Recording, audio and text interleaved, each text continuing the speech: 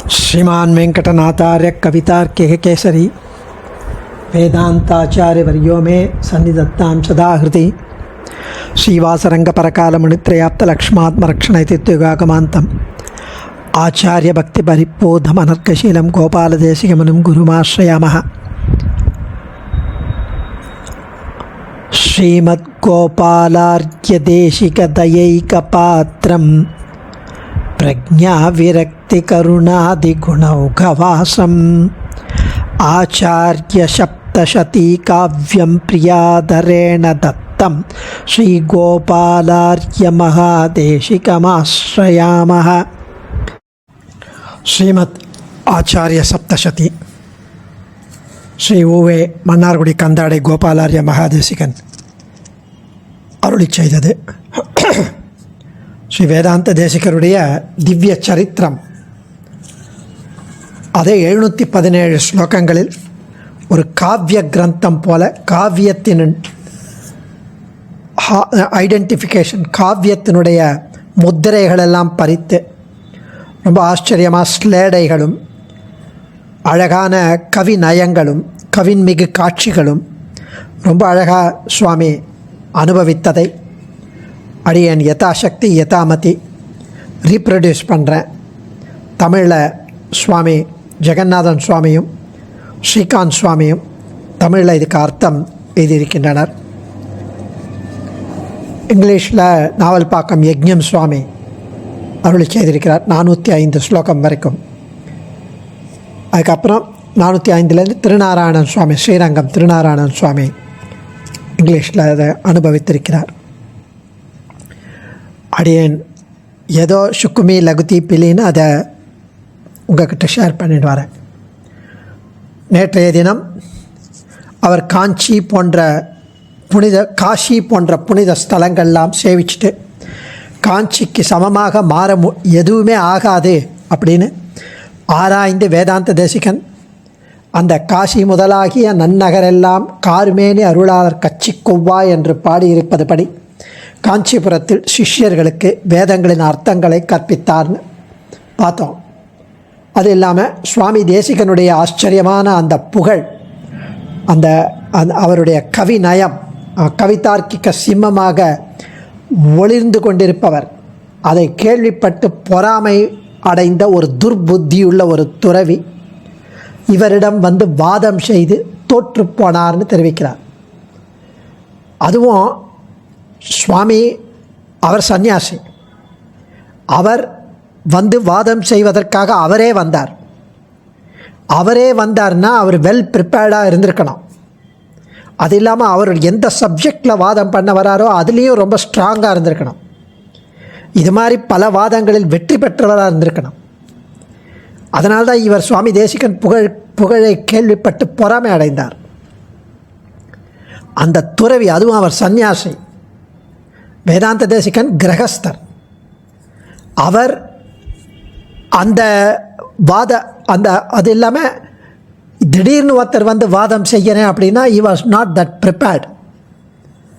இருந்தாலும் வேதாந்த தேசிகன் தார்க்கிக சிம்மம், கவி தார்க்கிக சிம்மம். அதனால் அந்த வாதத்தில் அந்த துறவி தோற்று போனார்.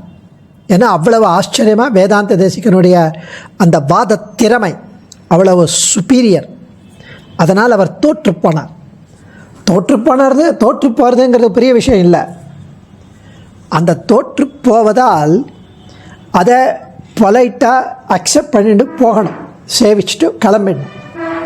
அவர் அப்படி செய்யவில்லை. அது அடுத்த ஸ்லோகங்கள்லேருந்து அனுபவிக்கப் போகிறோம். 354 மாயாவித் கர்மந்தி பரிபவசந்தப்தமானசோ நிதராம் க்ஷுத்ரம் கிஞ்சித் கர்த்தும் குவாபி சரஸ்யாம பாதுதகம். மாயாவித் கர்மந்தி பரிபவசந்தப்தமானசோ நிதராம் க்ஷுத்ரம் கிஞ்சித் கர்த்தும் குவாபி சரஸ்யாம பாதுதகம்.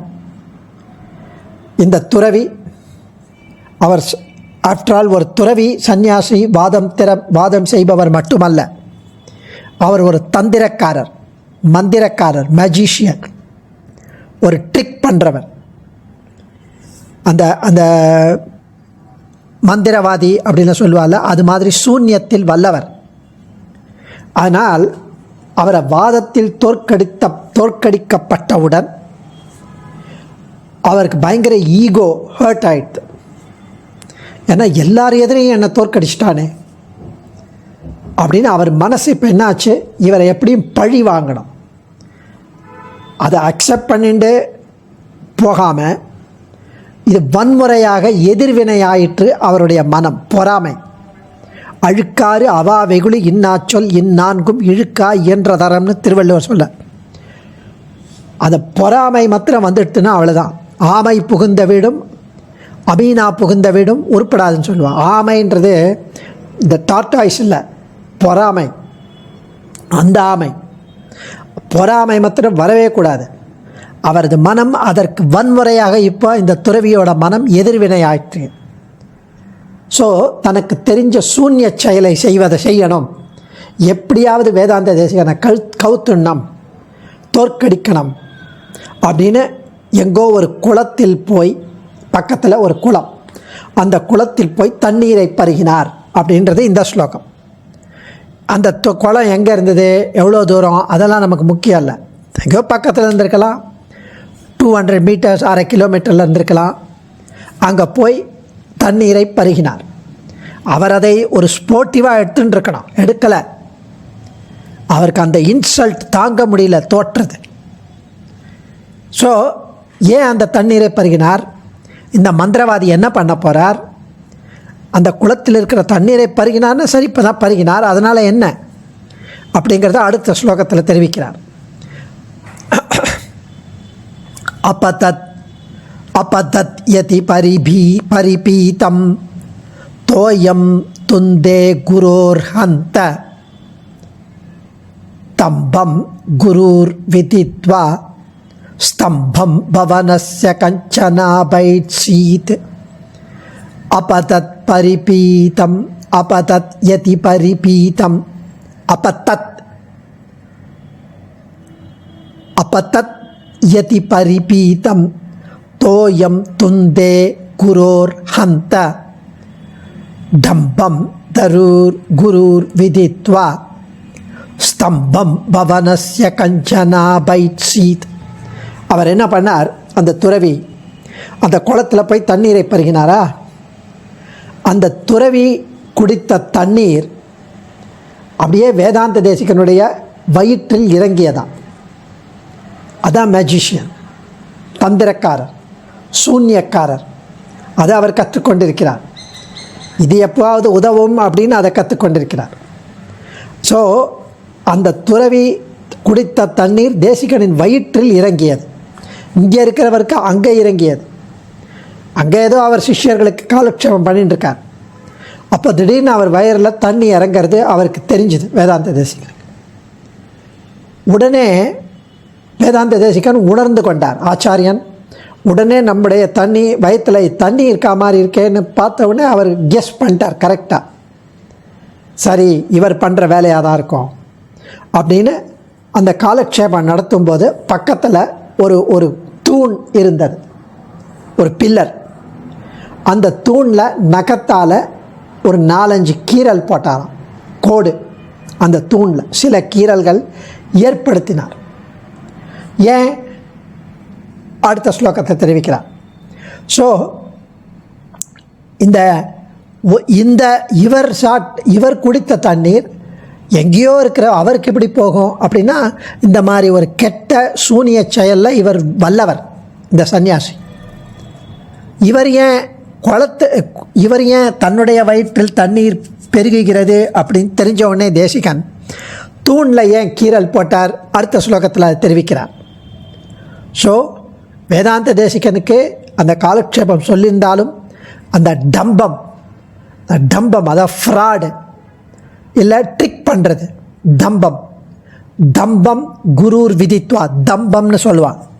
தம்பம்ங்கிறது ஃப்ராடு இல்லை ட்ரிக் பண்ணுறது.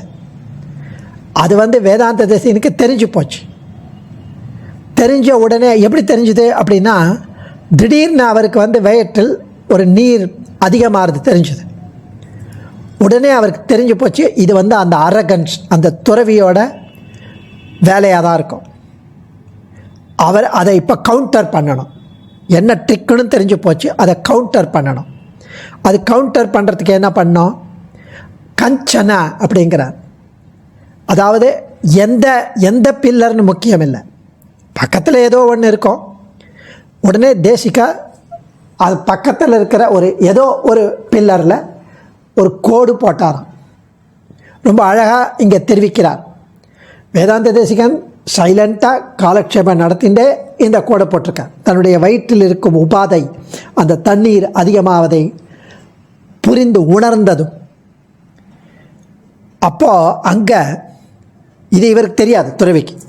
துறவி அங்கே என்ன பண்ணார், சரசித்து யதிக்ராக்ரஹ சரசித்து யதிக்ராக்ரஹதஹ பரிபீயா பரிமிதம் வாரி धारितमुदरमरातेः इति विश्रब्दो निरीक्षितुमुपाघात् सरसितु यतिराग्रहतः परिपीया परिमितं वारि धारितमुदरमरातेः इति विश्रब्दो निरीक्षितुमुपाघात्.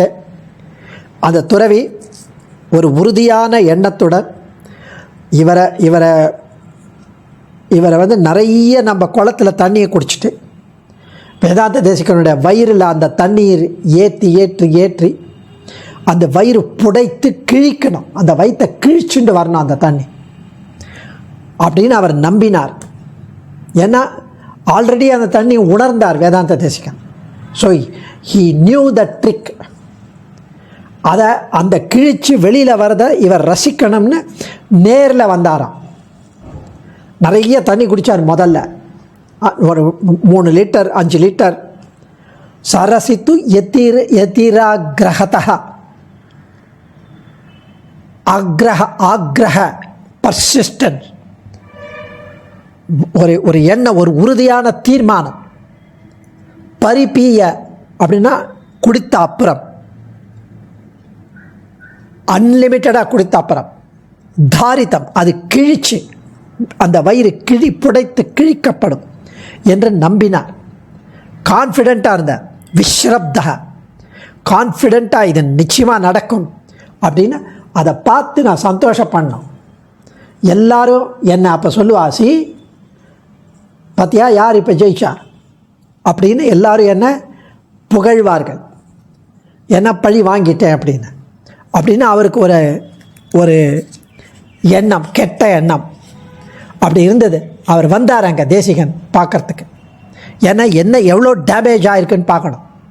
அந்த அன்பேரபிள் வயிற்று வலி, அவ்வளவு தண்ணி குடித்தா அதை இவர் சூன்யக்காரர் கொடுத்துருக்கார். அப்படியே அவர் புரண்டு அழுது கத்தி வயிற்றை பிடிச்சிண்டு ஐயோ ஐயோன்னு கதறணும், எல்லாரும் பார்க்கணும். அப்போ இவரை ஒரு ரெஸ்பெக்ட் மரியாதையுடன் இவரை எல்லாரும் அப்படியே வாவ் என்ன மேஜிக் அப்படின்னு இவரை புகழ்வார்கள் அப்படின்னு அவன் நினச்சிட்டு இருக்கேன். அதனால தான் அவர் குடிச்சுட்டே இருந்தார் தண்ணியை. எவ்வளோ அதிகமாக குடிக்கிறோமோ அவ்வளோ சிவியராக அட்டாக் ஆகும் இங்கே தேசிகனுக்கு. ஸோ இங்கே வந்தார். அத்தனையும் இங்கே அப்படியே இங்கே அதை பார்த்து ரசிக்க நேரில் வந்தார். என்ன ஆச்சு, தேசிகனை இந்த இடத்துல அராத்தி அப்படிங்கிறார். ஏன்னா அராத்தி அப்படின்னா எனிமின்னு அர்த்தம். யார் எனிமி? தேசிகன், துறவிக்கு எனிமி. அந்த எனிமிக்கு எதிரிக்கு வயிறு புடைத்து கிழிக்கணும்னு அவர் நம்பினார். தேசிகன் அவரை எனிமினே கன்சிடர் பண்ணல. அவர் பாட்டுக்கு ஹம்பிளாக அதே காலக்ஷேபம் நடத்தின்னு இருக்கார். ஸோ என்ன நடந்ததுன்னு அதை பார்க்குறதுக்கு அவர் இங்கே வந்திருக்காராம் காலக்ஷேபம் நடக்கிற இடத்துல. காலக்ஷேபாகார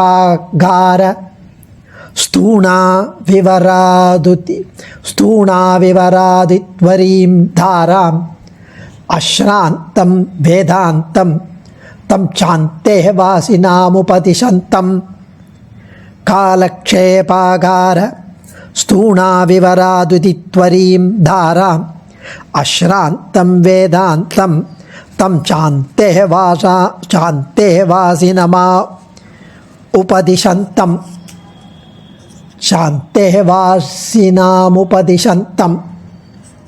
இந்த இடத்துல ஆந்தேவாசினா அவருடைய சிஷ்யர்களுக்கு, அதாவது 2 விஷயம் அவர் பார்த்தார்.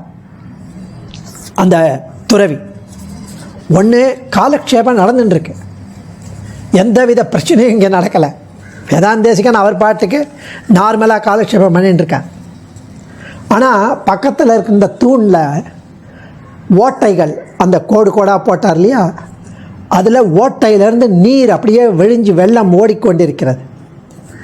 எந்தவித இடையூறும் இல்லாமல், அன்இன்டரப்டட்லி, டிஸ்டர்பன்ஸே இல்லாமல் தேசிகன் தன் சீடர்களுக்கு தொடர்ந்து வேதாந்த அர்த்தங்களை, தத்துவார்த்தங்களை போதித்து கொண்டிருந்தார். அதை பார்த்தார் அவர். நோ ப்ராப்ளம், ஒன்றுமே நடக்கலை. என்ன எதிர்பார்த்தாரோ அதுக்கு ஆப்போசிட் நடந்திருக்கீங்க. காலக்ஷேபம் அப்படின்னா காலக்ஷேபம், டைம் பாஸ், அதான் ஆக்சுவல் மீனிங். எப்படி காலத்தை பாஸ் பண்ணுறது, டயத்தை பாஸ் பண்ணுறது. நமக்கு காலக்ஷேபங்கிறது வேறு. சுவாமி தேசிகன் அங்கே காலக்ஷேபம் அப்படின்னாலே நம்மளுடைய சம்பிரதாயத்தில் ஒரு டீப் ஸ்டடி, இன்டென்ஸ் ஸ்டடி, அதுவும் ஆச்சரியமான திவ்யமான ஆச்சாரியர்களுடைய ஸ்ரீசூக்திகளை, ஸ்ரீபாஷ்யம், ரகசியத்ரயசாரம், பகவத் விஷயம், கீதா பாஷ்யம், சில்லறை ரகசியங்கள், ஆன்மீகம், பல விஷயங்கள், இதெல்லாம் காலக்ஷேபமாக ஆச்சாரியன்கிட்ட, ஒரு போனஃபைடு சதாச்சாரியன்கிட்ட அப்படியே உட்கார்ந்து அதை தத்துவார்த்தங்களையும் வேதாந்தார்த்தங்களையும் கற்றுக்கொள்வார்கள். அப்படி காலத்தை கழிப்பார்கள். திருமேஷி ஆழ்வார் சொல்கிற மாதிரி, தெரித்தெழுது வாசித்தும் கேட்டும் வணங்கி வழிபட்டும் பூசித்தும் போக்கினேன் போது. போது போக்கிறதே அப்படி. ஸோ அப்படி அவர் காலக்ஷேபம் பண்ணிட்டு இருந்தார். அது நார்மலாக நடந்துட்டு இருந்தது, ஒன்றுமே அஃபெக்ட் ஆகலை. இவர் அதை பார்த்தார். இங்கே பார்த்தா அவர் எதிர்பார்த்ததுக்கு ஆப்போசிட்டாக இருக்குது. சரி, வாட்டர், அவர் குடித்த வாட்டர் தேசிகனுடைய வயிற்றில் இருக்கணும். அது எப்படி பக்கத்தில் இருக்கிற பில்லர்லேருந்து வந்தது? அந்த அந்த துறவிக்கு தெரிஞ்சு போச்சு எப்படி வந்ததுன்னு. ஏன்னா வேதாந்த தேசிகனுக்கும் அந்த அந்த சூன்ய விஷயம், அந்த மந்திர தந்திரம் அவருக்கும் தெரியும். அவர் சர்வதந்திர ஸ்வதந்திரர். இந்த துறவிக்கு என்ன விஷயம் தெரியுமோ அது அவருக்கு தெரிஞ்சிருக்கு. இல்லைன்னா எப்படி டிரான்ஸ்போர்ட் பண்ண முடியும் இந்த வயிற்றில் இருக்கிற தண்ணியை தூணுக்கு? அவர் எப்படி குளத்துலேருந்து குடித்த தண்ணியை தேசிகன் வயிற்றுக்கு டிரான்ஸ்போர்ட் பண்ணாரோ அதே மாதிரி இங்கேயும் மாற வச்சுட்டார் வேதாந்த தேசிகன். ஈக்குவலி குட் வேதாந்த Desikan, if not better. So Desikan அப்படியே டிரான்ஸ்ஃபர் பண்ணிட்டார் அந்த பில்லருக்கு. உடனே என்ன ஆச்சு? ஏன்னா இது ஒரு இன்கம்ப்ளீட்டாக இருக்குது இந்த ஸ்லோகம். அதுக்கு அது அடுத்த ஸ்லோகத்தில் அப்படியே அதை கண்டினியூ பண்ணுறார் சுவாமி. வீக்ஷ்யாதீவ விலக்ஷோ மந்தாட்ச, வீக்ஷ்யாதீவ விலக்ஷோ மந்தாட்ச பராவனம் ரசிராஹ பிரக்ஷீண சர்வகர்வோ வேதாந்த குரும் க்ஷமாபயாமாச. வீக்ஷ்யாதீவ விலக்ஷோ மந்தாட்ச பராவனம் ரசிராஹ பிரக்ஷீண சர்வகர்வோ வேதாந்த குரும் க்ஷமாபயாமாச. துறவி என்னமோ நினச்சிருந்தார், நம்மளுடைய மந்திரத்தால் சூன்யத்தால் அவருடைய வயிற்றை உப்ப வச்சு கிழிச்சு ஆல்மோஸ்ட் கில்லிங் ஹிம், அதை பண்ணணும்னு நினச்சார். அவருடைய ஆணவம் அடங்கியது, அவருடைய ஈகோ அப்படியே ஹம்பிள் ஆயிட்டார். அவர் புரிஞ்சுட்டார். அவர் எவ்வளவு கர்வம் இருந்தது, யாருமே என்னை எதிர்க்க முடியாது, அப்படி எதிர்த்தாலும் நான் மந்திரத்தால் அவர்களை வென்று விடுவேன், யாருமே என்னை எதிர்க்க முடியாது, அதுதான் முன்னாடி இருந்தது. அப்படி இவர் எதிர்த்தார். உடனே இவருக்கு ஹர்ட் ஆகிட்டார். எப்படியாவது இவரை பழி வாங்கணும்னு நினச்சார். ஃபஸ்ட்டு வேதாந்த தேசிகனை எதிர்த்து வாதம் பண்ண வந்ததே தவறு. அந்த ஈகோவில் அவரை வாதம் பண்ணி அவரை ஜெயிச்சு நம்ம அவருடைய புகழை அடக்கணும்னு வந்தார், அதுவே தவறு. ரெண்டாவது, தோற்ற அப்புறம் அக்செப்ட் பண்ணிட்டு கை கூப்பிட்டு போயிடணும், அது பண்ணல, மூணாவது தவறு. நாலாவது தவறு, அவரை கொல்ல துணிந்தார். எப்படி கொல்லனா, அந்த வயிறு கிழித்து கூட தேசிகன் இறந்திருக்கலாம், அது அடுத்த மிஸ்டேக். இப்போது இதை பார்த்த உடனே, தூண்லேருந்து வந்ததை பார்த்த உடனே, அழடா இவரும் எல்லாம் தெரிந்திருக்கிறதே, வேதாந்த தேசிகன் நம்மளை விட எவ்வளவு பெரியவர், எவ்வளோ விஷயங்கள் தெரிந்திருக்கு. அதுவும் நான் பண்ணிட்டேன்னு என்னை கர்வமாகவோ ஒரு அகம்பாவமாகவோ அவர் என்னை பார்க்கவே இல்லை. அவர் பாட்டு காலட்சேபம் பண்ணிட்டு இருக்கார். அவர் ரிட்டாலியேட் பண்ணணும்னு விஷ் பண்ணவே இல்லை. அதே போல் எளிமையாகவும் இனிமையாகவும் இருந்தார். காலட்சேபம் கண்டினியூ பண்ணிட்டு அதுலேருந்து என்ன தெரிகிறது, நாம் ஒருத்தரோட இருக்கும்போது அதாவது ஹம்பிளாக இருக்கணும். சுவாமி இங்கே தெரிவிப்பது, ஏதாவது அபராதம் அபச்சாரம் இன்டென்ஷனலாக பண்ணால் கூட அவர்கிட்ட போய் மன்னிப்பு கேட்கணும். இவர் கேட்டார், இந்த துறவி வேதாந்த தேசிகரிடம் மன்னிப்பு கேட்டார்.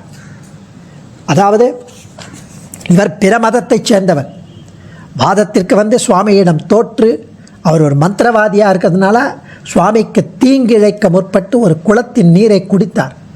சுவாமியின் திருவயிறு பருக்கத் தொடங்கியது. உடனே சுவாமி அதை புரிந்து கொண்டு தன் நகத்தால் அருகில் இருந்த தூணை கீற அதிலிருந்து ஜலம் வெளியேறி சுவாமி திருவயிறு வடிந்து விட்டது. துறவி அதை திரும்பி இங்கே பார்த்த உடனே ஸ்ரீ வேதாந்த தேசிகனம் அபராத க்ஷமாபணம் கேட்டுண்டு அங்கிருந்து செய்து கொண்டு சென்றார் அப்படின்னு ரொம்ப ஆச்சரியமாக. இப்படி வேதாந்த தேசிகன் தான் ஒரு கர்வத்துடனோ தான் பண்ணிட்டேன் அப்படின்ற ஒரு அகம்பாவமோ எதுவுமே இல்லாமல் அவர் பாட்டுக்கு ஹம்பிளாக காலக்ஷேபத்தை கண்டினியூ பண்ணியிருந்தார். ஆச்சாரியன் திருவடிகளே சரணம்.